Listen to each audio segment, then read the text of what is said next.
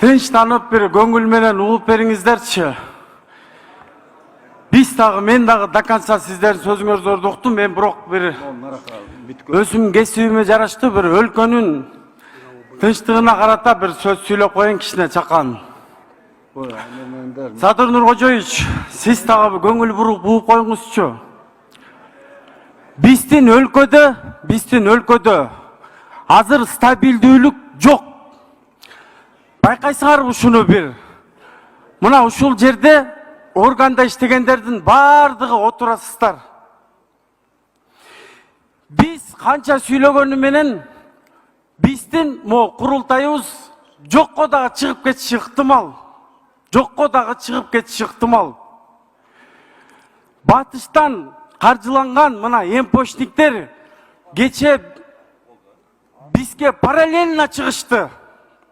Көрдүңүздөрбү? Параллельно чыгышты. Өлкөнүн тагдыры аларга бир тыйын дагы кереги жок экен. Мен бийлик тарап менен дагы, алар тарап менен дагы жакын байланышым бар. Даже карапайым эл ушул өлүп аткан менен дагы баш оорубайт экен. Аларга лишь бы батыштан бөлүнгөн акчанын өзүнүн кызматы шылтоосу, мамлекет шылтоосу. Анан эл бүттү. Калган ар жагын ою, Камчыбек Кыдыршаевич айткандай, туп-туура айтканда, шылтоосу эле эл.